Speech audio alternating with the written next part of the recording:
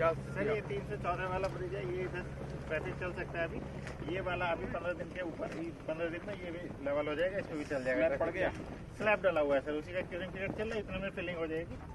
15 दिन बाद ये भी ट्रैफिक चलने लायक हो जाएगा।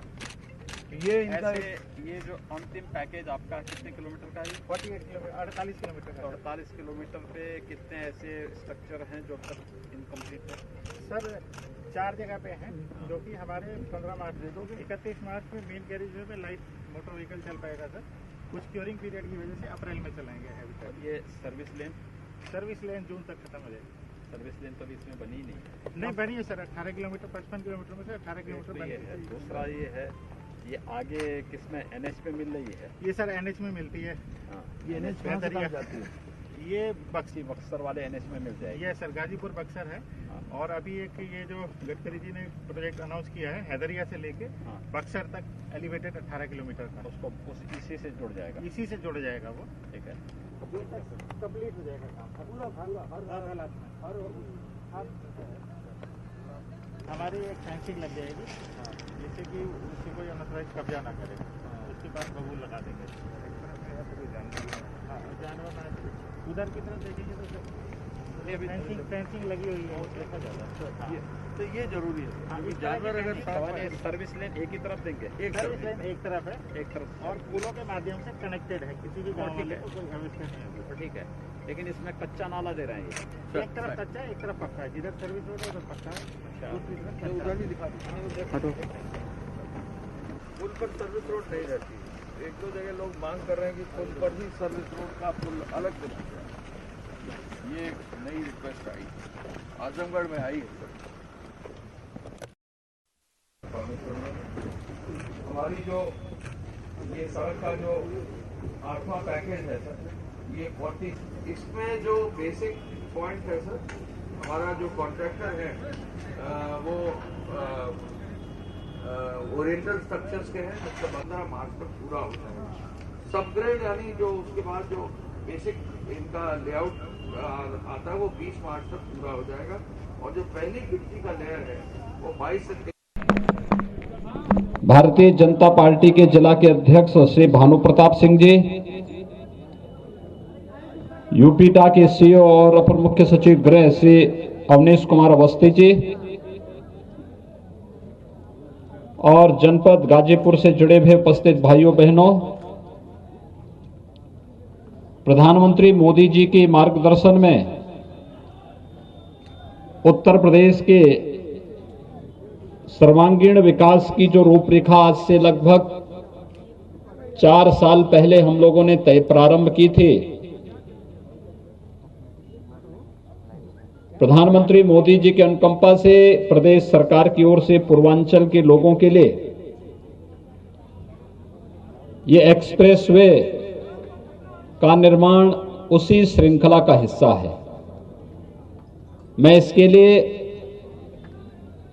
यहां की जनता को इसलिए आभार व्यक्त करना चाहता हूं कि उन्होंने विकास में रुचि ली। आज इसी मार्ग का निरीक्षण करने के लिए हम लोग यहां पर आए हैं। आप भी देख रहे होंगे, आज से 2 वर्ष पहले यहां पर सामान्य खेत रहे होंगे, लेकिन अब इस 6 लेन का एक्सप्रेसवे आपके सामने है। और इस 6 लेन का एक्सप्रेसवे का मतलब यहां पूर्वी उत्तर प्रदेश का, गाजीपुर का सर्वांगीण विकास की रूपरेखा तैयार करने वाला एक मार्ग।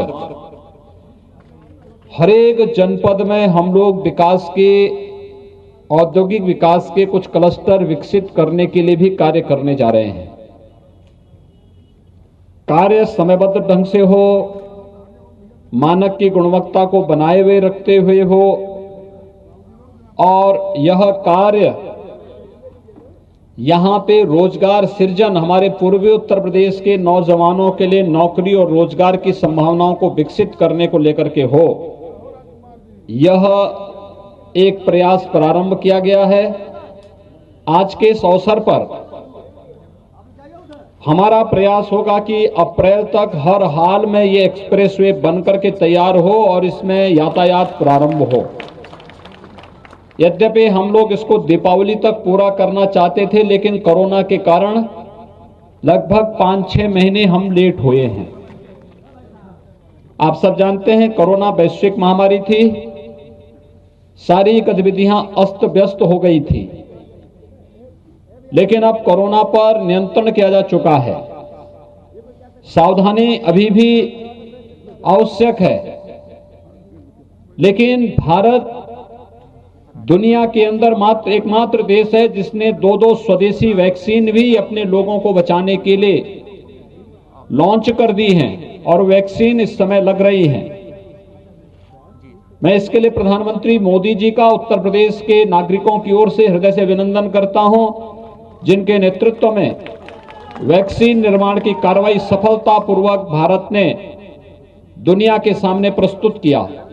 लेकिन विकास का यह मॉडल हमारे जीवन में और भी अधिक खुशहाली लाने के लिए आवश्यक है और इसी दृष्टि से आज यह एक्सप्रेसवे के निरीक्षण के लिए ही आज मैं सुबह से निकला हूं।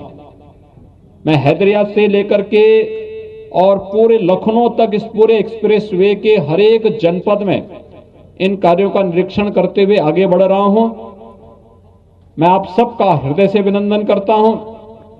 हमारा प्रयास होना चाहिए कि अप्रैल में प्रधानमंत्री मोदी जी के कर कमलों से इस एक्सप्रेसवे का हम लोग लोकार्पण भी कर सकें। इसके लिए कार्यदायी संस्था, कॉन्ट्रैक्टर, स्थानीय जनता मिलकर के कोई कोर कसर न छोड़ें, जिससे समयबद्ध ढंग से हम इस कार्य को संपन्न कर सकें और यहां पर विकास की वे अनंत संभावनाएं आगे बढ़ सकें।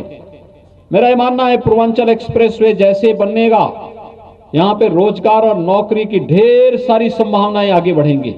हमारे यहां के युवाओं को नौकरी और रोजगार के लिए अन्य राज्यों की ओर नहीं जाना पड़ेगा, दुनिया के अन्य देशों की ओर नहीं जाना पड़ेगा, बल्कि नौकरी और रोजगार के लिए जिसको आना होगा उत्तर प्रदेश में आएगा। यहां का रोजगार भी, नौजवान भी रोजगार पाएगा और दुनिया भी रोजगार और नौकरी यहीं पर प्राप्त करेगी। अब उत्तर प्रदेश विकास के नाम पर जाना जाएगा।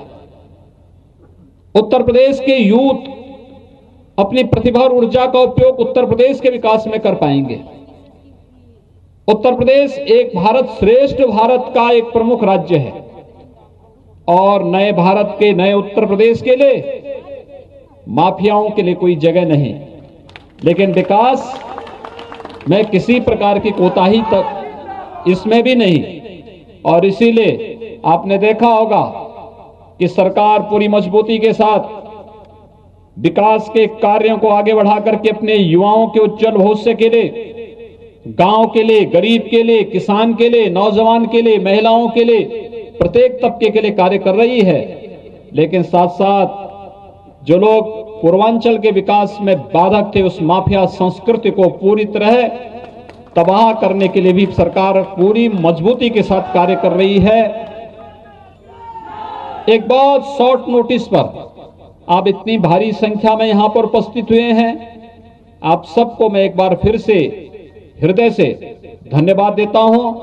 विकास की इस प्रक्रिया के साथ हम लोग सकारात्मक भाव के साथ जुड़ करके पूर्वांचल एक्सप्रेसवे के निर्माण कार्य को समयबद्ध ढंग से आगे बढ़ा सकेंगे। इस विश्वास के साथ मैं एक बार फिर से आप सबको हृदय से बधाई देता हूं, शुभकामनाएं देता हूं और प्रधानमंत्री मोदी जी के नेतृत्व में विकास के माध्यम से प्रत्येक चेहरे पर खुशहाली लाने का जो संकल्प है, इस संकल्प को चरितार्थ करने में आप सबके सहयोग की अपेक्षा भी करता हूं। बहुत बहुत धन्यवाद। जय हिंद,